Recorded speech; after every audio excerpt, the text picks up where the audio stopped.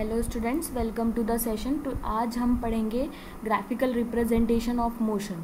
आपके कोर्स में distance time graph दिया हुआ है और वेलोसिटी टाइम ग्राफ दिया हुआ है। It is very easy to understand. Let's begin that. So to describe the motion of an object we can use the line graph. और ये जो लाइन ग्राफ्स है इनकी डिपेंडेंसी होती है फिजिकल क्वांटिटीज़ पे, जैसे कि डिस्टेंस, वेलोसिटी और टाइम। ठीक है, तो फर्स्ट हम डिस्कस करते हैं distance time graph. Distance time graph में हम इसको बोलते हैं हम एक्स एक्सिस, हॉरिजॉन्टल लाइन, और वर्टिकल लाइन को बोलते हैं वाई एक्सिस।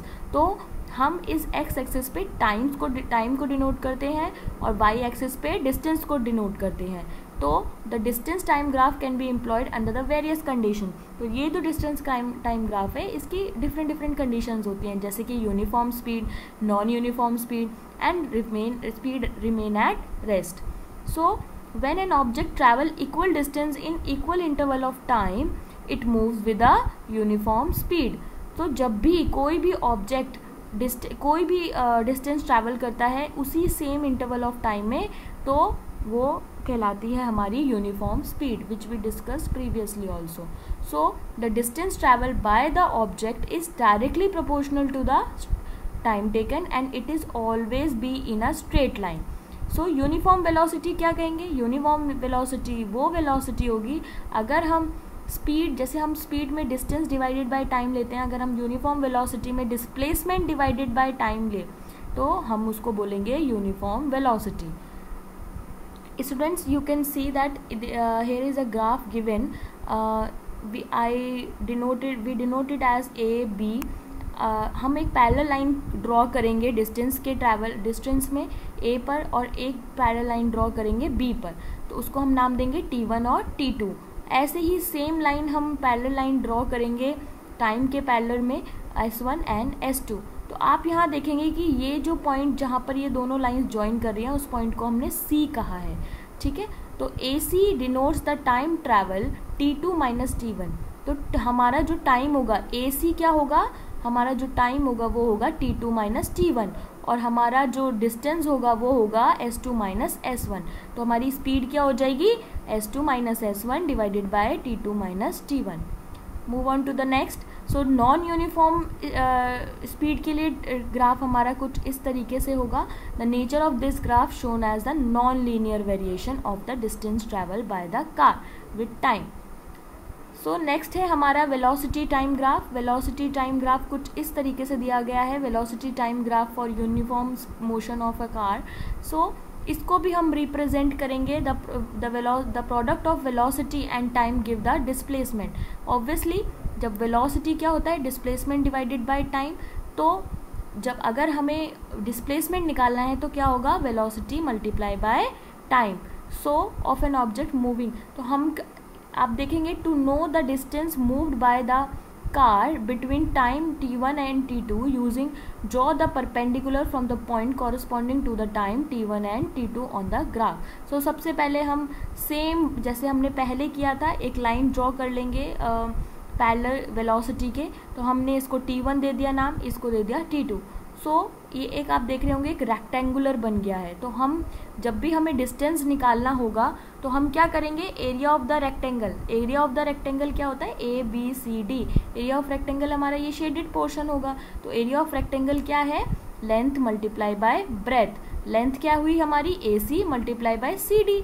तो AC multiply by CD। AC हमारा 40 किलोमीटर है। सपोज फॉर एग्जांपल किसी भी कार ने जो ट्रैवल किया है यहाँ पे 40 किलोमीटर, आप देख रहे होंगे ये क्वांटिटी 40 किलोमीटर। तो ये 40 किलोमीटर एज इट इज़ रख दी, और टाइम हमारा होगा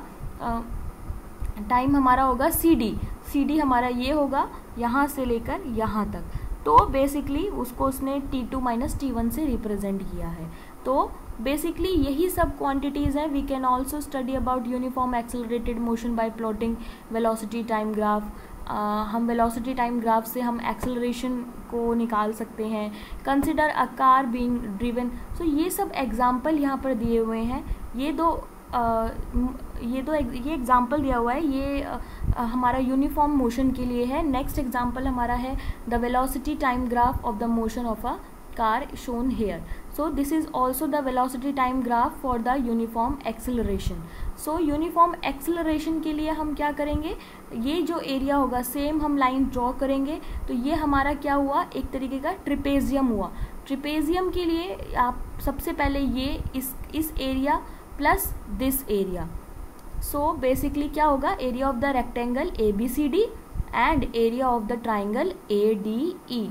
सो तो क्या होगा, area of rectangle length into breadth AB minus AB multiply BC, और हमारा ट्रिपेजियम क्या होगा, half AD multiply half AD multiply DE.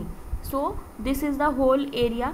In this case the non-uniformly accelerated motion velocity time graph can have any shape.